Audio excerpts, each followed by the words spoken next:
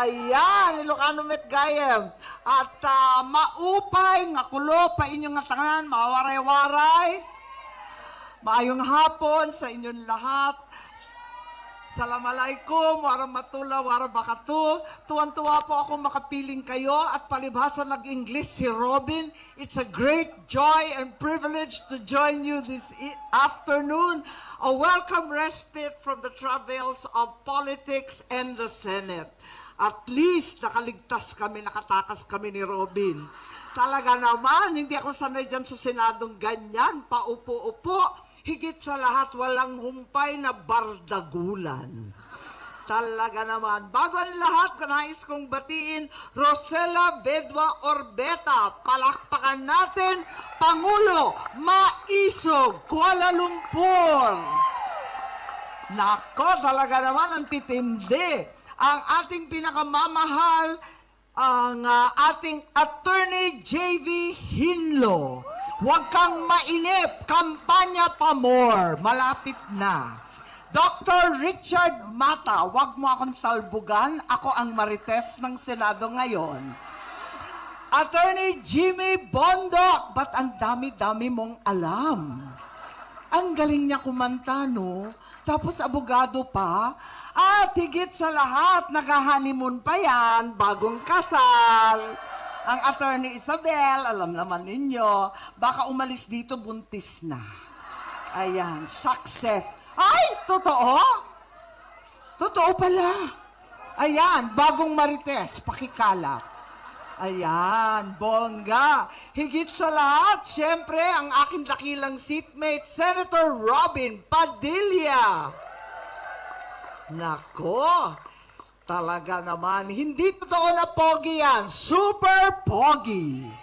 O, di ba? Mabait pa. O, di ba? Higit sa lahat, kamuntik nang buntalin si Senator Joel Villanueva.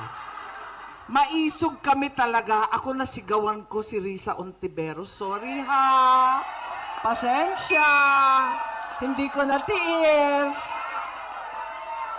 Pasensya po, talagang ganyan na. Walang overtime sa Senado. Napagod kami. At higit sa lahat, ang ating pinakamamahal VP, Inday Sara Duterte. Duterte, talaga naman.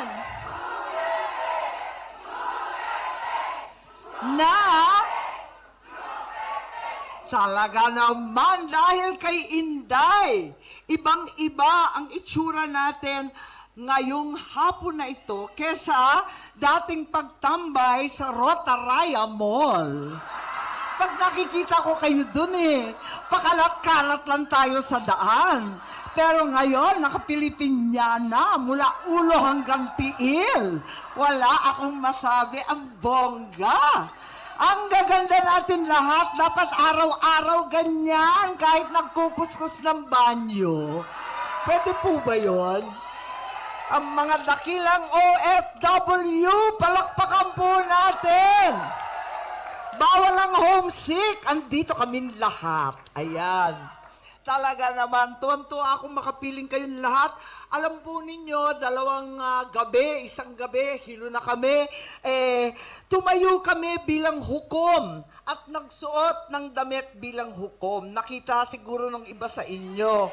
Ayan, pero kami, mga pasaway ni Robin, hindi kami nagsuot. Ayaw namin nun, pangit. It's not my color, chos. Ayan. Alam po ninyo, ang totoo, tumayo kami, pagkat kaakibat ng kalayaan ang responsibilidad na maging patas at marangal. Napakadaling maghusga ng kasamahan. Napakadali magtututuro sa kapwa. Napakadali pala na nakawin ang kalayaan ng isang matanda at may sakit. Napakadaling magsuot ng kapangyarihan at gamitin ito sa pansariling kapakinabangan. Pero dahil tayo ay malaya, may ilan dyan nagpapakasasa sa yaman at kapangyarihan. Meron din naman kumikilala sa tama. Samahan ninyo ako na tayong lahat sa likod ni VP Inday Sara Duterte ay maninindigan para sa bayan, para sa konstitusyon, para sa ating bansa. Dahil tayo ay malayang mamamayang Pilipino, ang mga tunay na hukom ng bayan. Kalayaan mula sa lulong sa kapangyarihan, alalahanin lagi itim pa rin ang kalayaan ng Pilipinas, ipaglaban ng tama, itama ang mali. Maraming salamat po sa inyong lahat. Mabuhay ang Pilipino, mabuhay ang mga Pilipino, higit sa lahat sa Malaysia. Palakpakan po natin ang ating minamahal na pangalawang Pangulo, VP Inday Sara Duterte. Mga kababayan, ladies and gentlemen, Assalamualaikum warahmatullahi wabarakatuh. Madayaw, maayong adlaw kaninyong tanan. Magandang araw sa inyong lahat. Happy Independence Day po sa inyong lahat.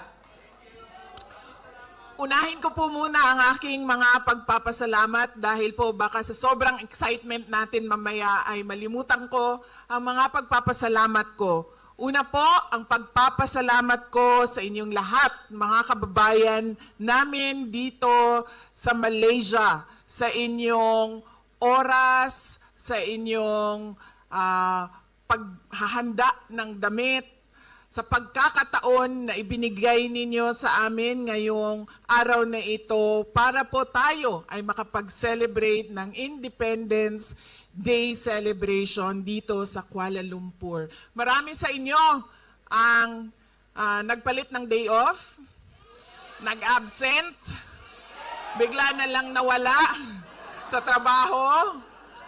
Meron din namang pinayagan ng kanilang mga employers. At marami ang binago ang schedule para lang tayo ay magsama-sama ngayong araw na ito. Maraming salamat po sa inyong lahat. Alam ko po yung pagbabago ng day off dahil kanina doon sa baba, pagdating ko ay meron tayong mga kababayan na nag-aantay. Picture na lang daw sana dahil hindi sila imbitado at hindi sila makaakyat dito sa taas. So sabi ko, wala namang problema. Ako nang bahala sa inyo. Picture tayo dito, akyat tayong lahat doon sa taas. Nasa likod po sila. At noong kami ay paakyat sa elevator, sabi po nung isang kababayan natin, Inday Sara, nagpalit ako ng day off para sa iyo. Kaya po, una po talaga ang aking pagpapasalamat sa inyong lahat dahil nandito kayo. Pangalawang pagpapasalamat po ay para po sa Maisog, Kuala Lumpur at sa Kingdom of Jesus Christ. Dahil po tinulungan nila kami, ang Office of the Vice President, na ma-organize po ang ating pagtitipon ngayong hapon na ito. Maraming salamat sa inyo. Sigurado ako marami sa inyo ang wala pang tulog dahil sa paghahanda ng ating celebration ngayong araw na ito. Ang susunod na pagpapasalamat ko ay sa mga kasamahan ko po sa Office of the Vice President. Maliit lang po ang team namin, pero sila po yung kausap ng ating mga local organizers. Unang-una na po si Jaira. Jaira, led by Jaira. Hindi ko na pangalanan ng iba. Maraming salamat. Si Jaira din po, walang tulog. Galing pa yan sa Hague hanggang papunta sa Kuala Lumpur. Siya po yung kausap lagi ng mga parallel groups natin, ng mga OFWs natin at mga local organizers natin para mabuo po yung mga programa sa iba't ibang lugar sa mundo. Maraming salamat sa mga kasamahan ko.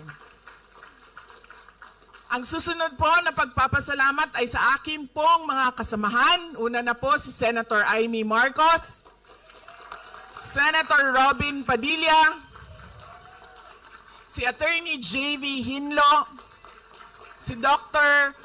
Marites Richard Mata, at si Attorney Jimmy Bondok. At kasama niya po ang atin pong nagdadalang tao. Congratulations, Attorney Isabel. Alam niyo po, magtataka kayo, tapos na naman ang kampanya. Totoo yun. Pero bakit nandito si Attorney Hinlo, si Attorney Bondok, si Dr. Mata? Kasi po, para sa akin, at alam kong totoo, nanalo po sila sa eleksyon nung nakaraan. Kausap ko po IT experts na nagsasabi hindi talaga pwede na totoo yung mga numero na lumabas. Hindi po ako IT expert, kaya sinabihan ko po ang PDP. Sabi ko, kayo ang partido. Questionin nyo kung paano ginawa ang proseso ng bilangan. Karanasan ko po noong 2022, una ko pong nalaman na baka manalo ako bilang Vice President dahil una pong lumabas ang absentee voting, ang OFW vote. Nakita ko po doon ang panalo ko. Ganun po ang nangyari sa kanila. Panalo po sila sa OFW vote, sa absentee voting. Lahat ng makadaupang kamay ko, lahat ng mayakap ko, lahat ng mahalikan ko, sinasabi ko, dalhin nyo ang kodigo, vote straight tayo, 10 ang ating senators. Kaya po, naniniwala talaga ako, sila ay ating mga senators. Kaya nagpapasalamat din na po ako sa oras nila. Sariling gastos po yan sila lahat dito. Sinasabi po namin sa kanila, imbitado kayo sa Malaysia, pero wala po kaming panlibre sa inyo. Kaya gumastos kayo ng sarili ninyong pera. At alam nyo, sa totoo lang, dahil wala kaming sponsor sa aming pagkain, kanina si Senator Amy at ako, nag-uusap kami, paano yung libre sa dinner sa mga bisita natin. Sabi niya, wala nang problema, fish head curry lang naman yan, ako na magbabayad yan. Tapos sabi niya sa akin, iba na yon kapag wagyu na ang usapan. Ganyan po, KKB po kami, pero pasalamat kami dahil nandito sila para sa inyo. Hindi po mangampanya, pero magsasabi po sila kung ano po ang kalagayan ng ating bansa. Ang susunod na pagpapasalamat ko po ay sa atin pong mga nag-opening remarks at nagbigay ng prayers. Maraming salamat po sa inyo. Basahin ko lang po mula sa ating programa. Si Ma'am Elizabeth Domingo de Guzman at si Rosela Vedua Orbeta. Maraming salamat. Alam niyo po kanina, naramdaman ko na na Filipino evento kasi kumakanta na kayo at meron ng video okay sa harap Doon ko na medyo kinabahan na ako. Sabi ko, patay na ito. Kantahan na talaga ito. Tapos, kumanta na si Attorney Jimmy Bondok. Sabi ko, patay na to. Gumano na ako kay Senator Amy. Anong handa mo? Sabi niya, wala. Sabi ko, ako din yung naghanda ng kanta. Nung kumanta si Robin, sabi ko, wag na tayo kumanta, wag na.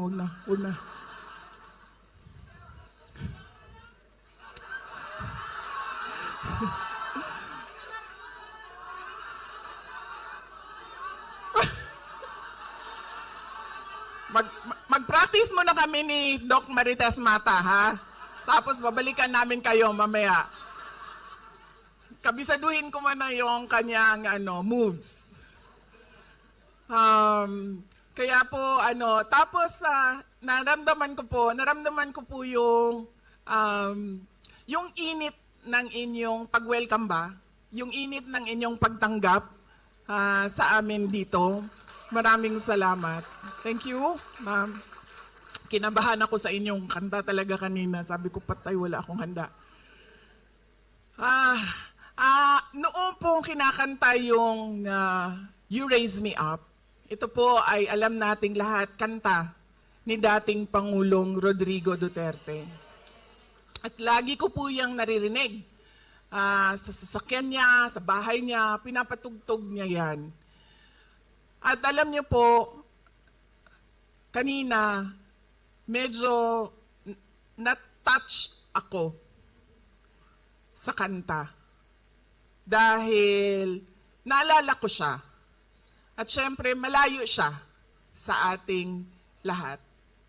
At alam nyo, naalala ko din siya sa mga turo niya sa akin kanina. Dahil medyo syempre ano yung damdamin ko sa kanta, pero naalala ko lagi sinasabi niya sa akin noong ako ay lumalaki, bawal umiyak. Mag-isip ka lang ng solusyon, always forward, bawal umiyak. Ito, hindi ako nagpaalam kay Kitty, pero sabihin ko na sa inyo, nung isang beses na magkasama kami sa pagbisita doon sa loob ng ICC Detention Unit, sinasabihan ko na yan sila lahat bago pumasok, huwag kayo umiyak doon sa loob, huwag kayo umiyak kasi magagalit yan. Huwag kayo umiyak. Ilang beses yan. Isang beses, kasama ko si Kitty, hindi nakapagpigil. Kasi siya naman ay malapit talaga kay Pangulong Duterte. In fact, hanggang ngayon, pag merong pagkakataon, ay tumatabi pa din sa tulog si Kitty sa aming tatay. So umiyak. Gumanon na ako sa kanya. Tapos, nakita siya. Siyempre, nakita siya kasi gumaganyan doon eh. Tapos, pinagalitan. Sinabihan siya, your tears won't help. Tapos sabi ko,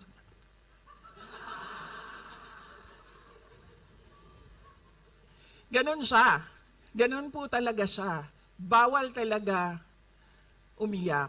Noong bata pa ako, naalala ko, kasi lagi sinasabi, di ba? Pag natumba tayo, Pilipino, pag natumba yung bata, nagagalit yung magulang.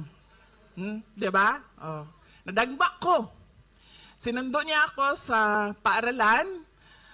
Tumatakbo ako papunta sa sasakyan. Tapos diretso, plak!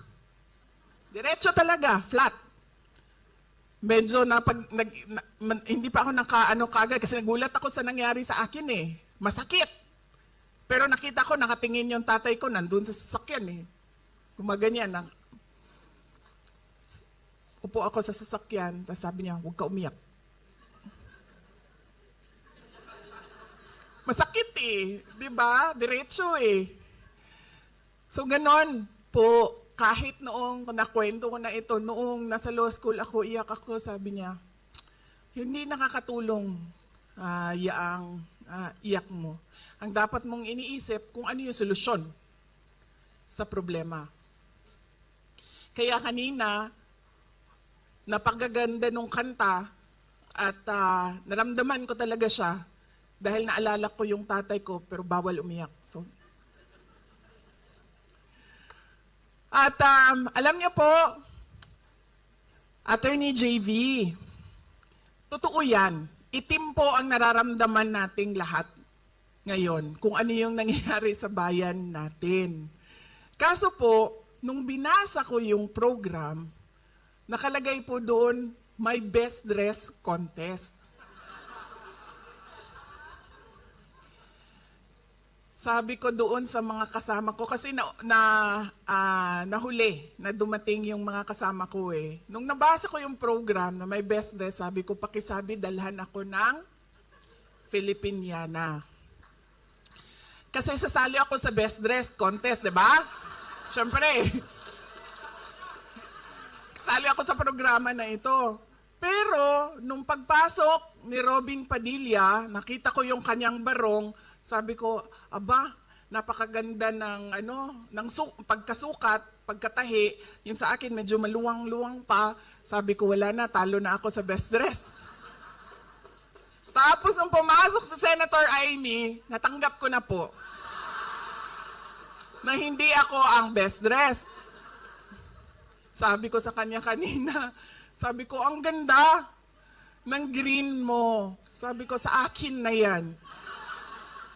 Binigay naman niya sa akin. Gusto ko yan dahil see-through parang pang Ivana Alawi. Kitang-kita dito no? Pero, kanina, nung nakatayo si Attorney Jimmy Bondoc dito sa harap, Attorney JV, naisip ko na siya na lang ang ating i-best dressed sa table namin. Kasi nagpagawa siya ng barong para sa oath-taking niya.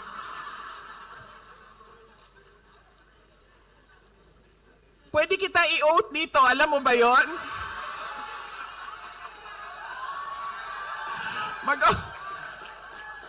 Pwede ko i-administer yung oath mo.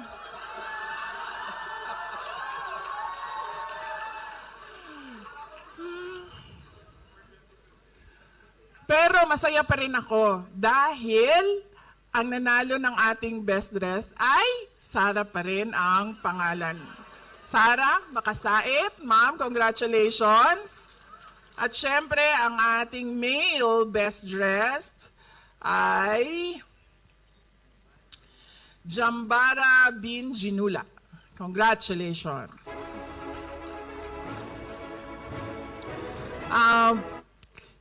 Doc Marites, bahala na si Batman, diba? Sabihin ko sa'yo, wala nang mas Pilipino pa sa akin. Kanina, si Jaira, yung atin pong lead organizer galing sa Office of the Vice President, 1:34 na.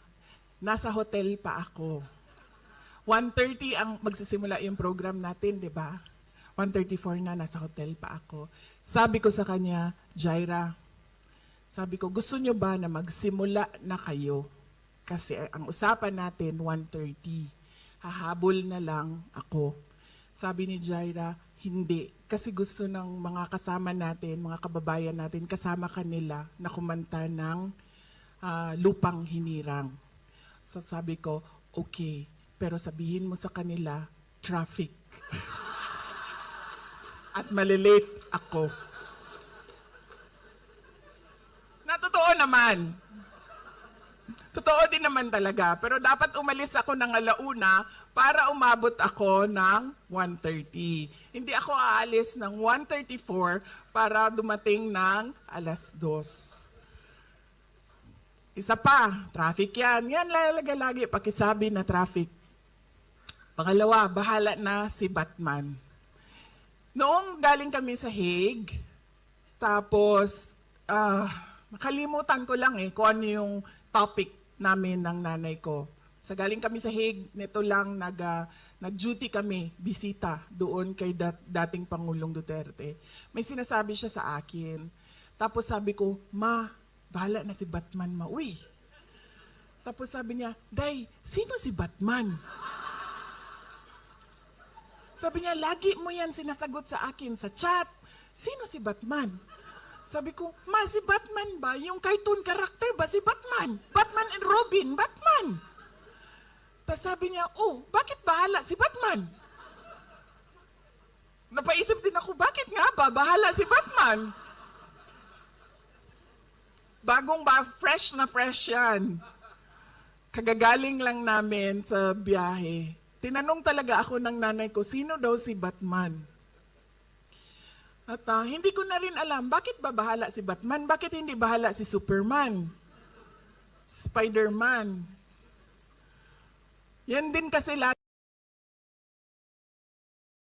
na ang tanong ko, ang sagot ko sa lahat ng mga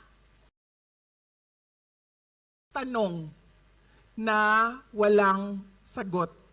Kapag hindi ko pa naisip kung ano yung solusyon. Bahala na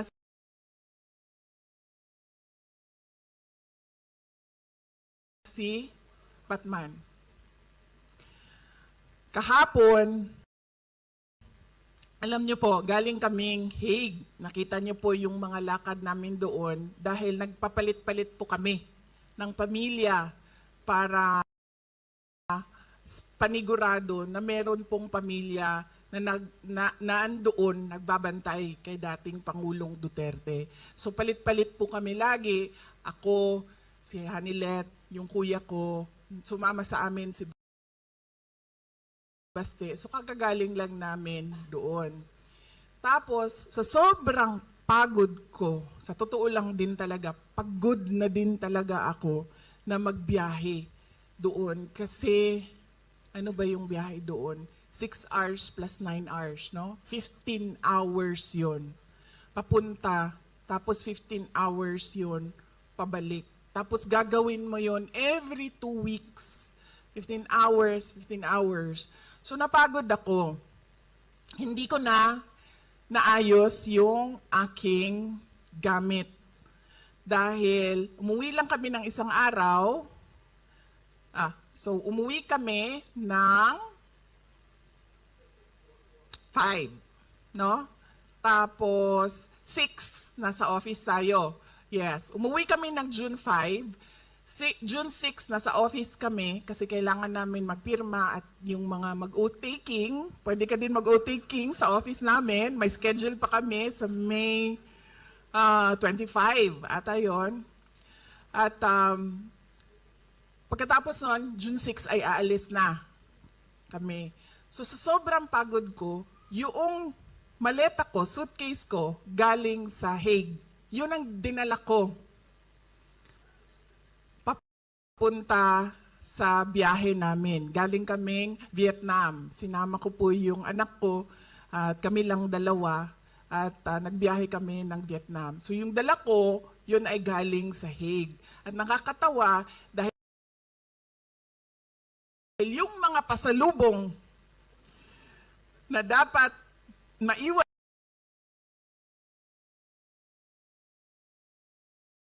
sa Pilipinas ay nandito po siya sa Malaysia.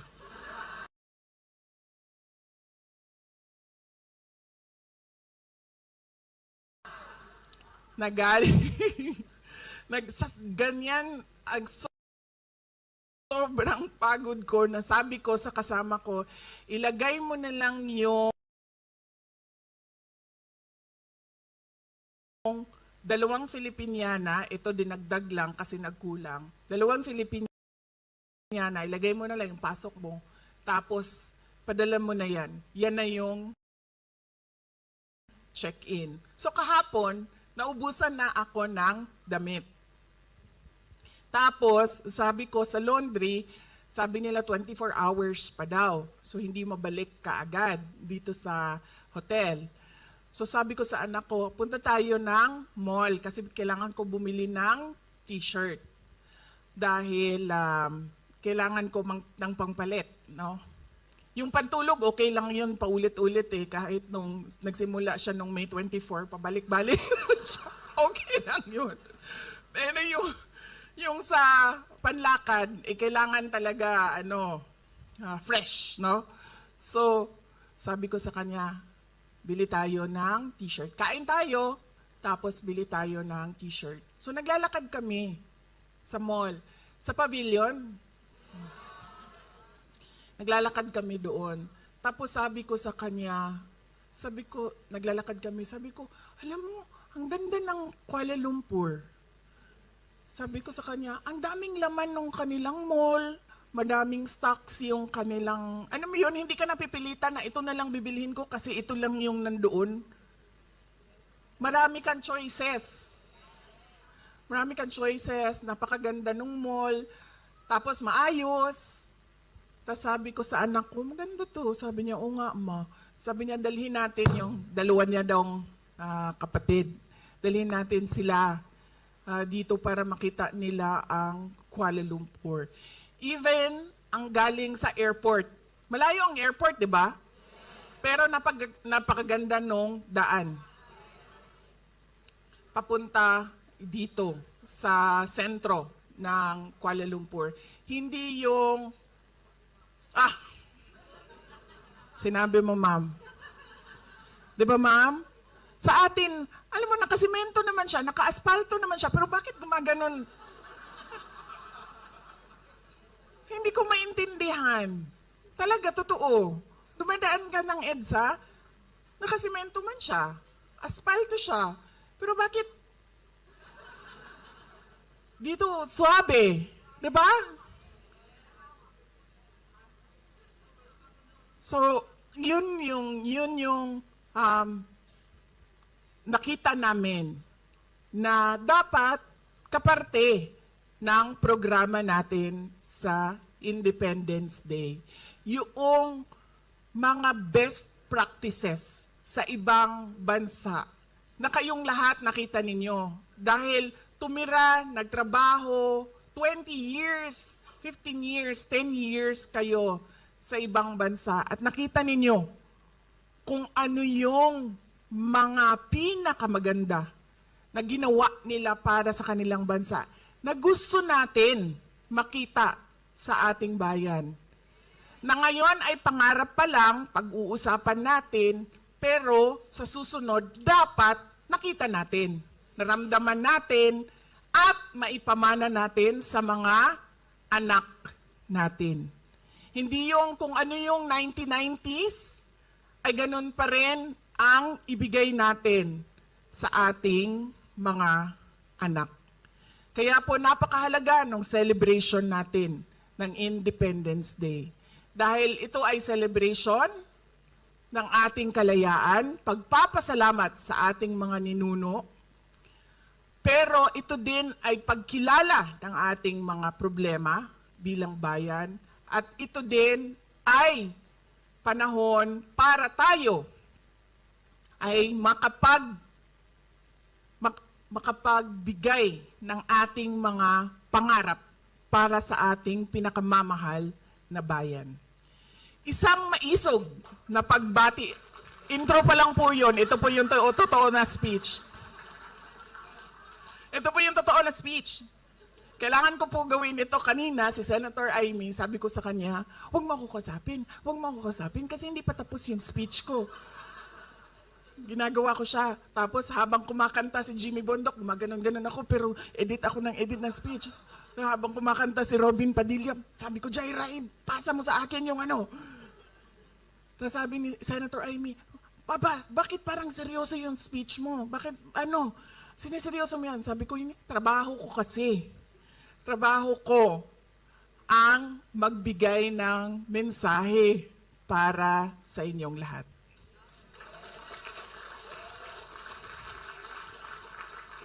Isang maisog na pagbati para sa lahat ng mga Pilipino dito sa Malaysia at sa lahat ng mga Pilipino sa buong mundo na nanonood sa ating live streaming na nagtitipon at nagdiriwang ng Araw ng Kalayaan. Isang maisog na pagbati sa lahat ng mga Pilipinong nagmamahal sa Pilipinas at patuloy na naninindigan sa kabila ng panganib na dala nito. Katulad ninyong mga overseas Filipino workers. Matapang ninyong hinaharap ang mga panganib at hirap sa ibang bansa para lang mabigyan ninyo ng komportableng buhay ang inyong mga pamilya sa Pilipinas. Kami po ay nagpapasalamat sa patuloy ninyo na suporta sa ating bayan at sa pag-aalaga ninyo sa inyong mga pamilya na nandun sa ating bayan. Ang inyong mga sakripisyo at tapang ay nagsasalamin sa lalim ng inyong pagmamahal sa inyong pamilya. At dito rin natin nakikita ang inyong malasakit para sa Pilipinas. Ang ating pangarap ay lumaya sa kahirapan at maging matatag ang bansa. Kapag matatag tayo, maganda ang ekonomiya. At kapag maganda ang ekonomiya, may kabuhayan at hanap buhay ang mga Pilipino. Posibleng hindi na kailangan maging OFW.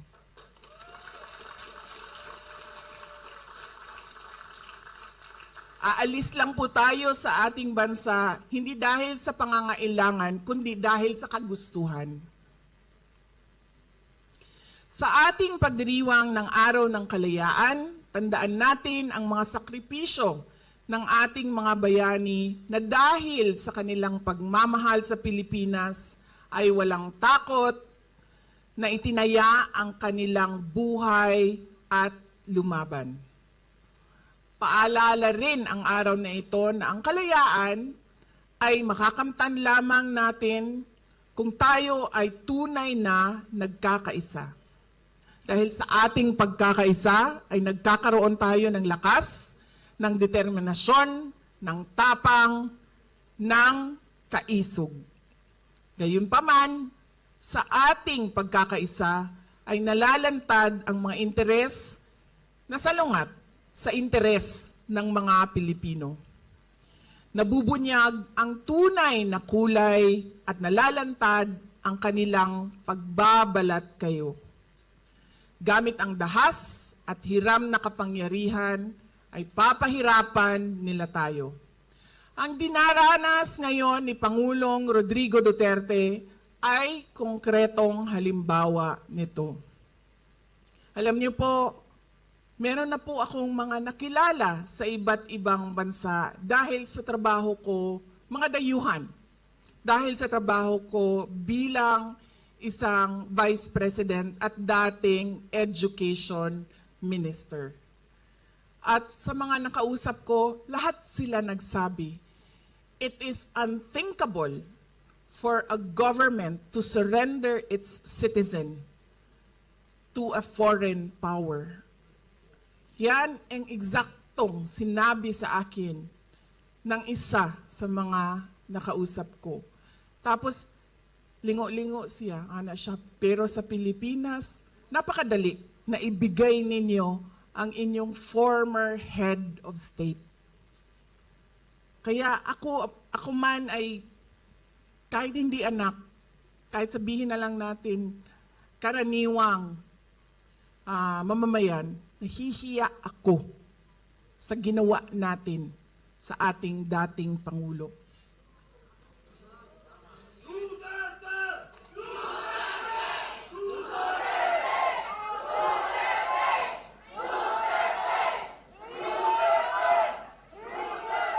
At syempre, inimbita ko si Senator Amy Marcos, kung saan man ako pumupunta, dinadala-dala ko siya.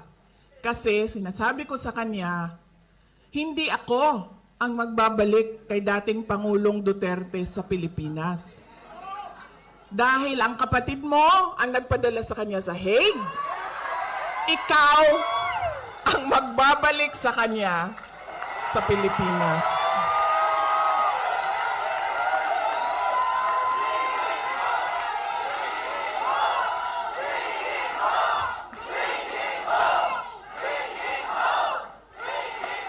Diba? Ako ba din nagatod sa iyaha dito? Dili man. Diba? O, di iyahang igsuon man, di ikaw ang magbalik anak dito sa mua sa Davao. Oh. Kaya dala-dala ko yan siya lagi, kahit saan ako pumunta. Kasi alam nyo, bakit? Kahit saan din ako pumunta, lahat ng Pilipino nagsasabi, iuwi mo sa akin. Sinasabihan ako, kahit nung bata sa kampanya namin sa Manila, maliit na bata na pagbaba ko sa stage, mukha siyang mga 8-9 years old, sabi niya sa akin, ibalik mo si Tatay Digong. Ha? Bakit ako? Ikaw! Diba? Kaya dala-dala ko yan siya. Kahit saan. Para siyang naka-hostage. Bibitawan ko lang yan siya kapag si dating Pangulong Duterte ay nabalik na sa Davao City.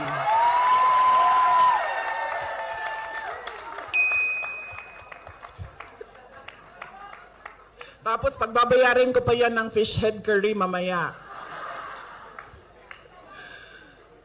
Tulad kay Pangulong Duterte, dahil sa kanyang patuloy na pagmamahal at malasakit sa ating bayan, ay itinuring siyang kalaban ng mga taong lasing sa kapangyarihan.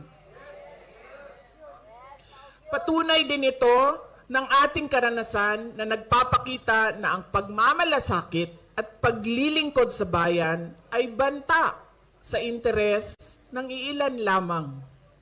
To them, we are a hindrance, an obstruction to the path of their personal ambition, an enemy they must eliminate to clear their way. Napanood niyo ba yung speech ni Senator Amy doon sa Senado? Yun po ang kabuuhan ng explanation ng sinasabi ko. Hindi ko po napanood, pero panoorin niyo. Marami ang nagsabi sa akin na naipaliwanag niya ng maayos kung ano ba yung nangyayari sa impeachment na ginagawa. The attacks are cowardly, yet openly disingenuous and arrogant, absence of basic human decency and respect for the rule of law, typical of people drunk in power. Pero nananatili tayong nakatayo dahil ang ipinaglalaban natin ay tama at totoo. We remain strong, steadfast, and grounded in truth, integrity, and faith in the hand of God that will move in ways we cannot comprehend at this point. Justice bends to the truth, and we are ever more resolute in our fight for the Philippines. Kalayaan, kinabukasan, yung ating KKK,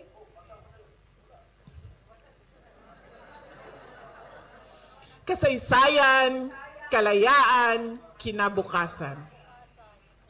At naniniwala akong maipapanalo natin ang laban na ito dahil laban natin itong lahat. Maipapanalo natin ito sa kabila ng mga banta, pananakot, pagmamalabis at bangis.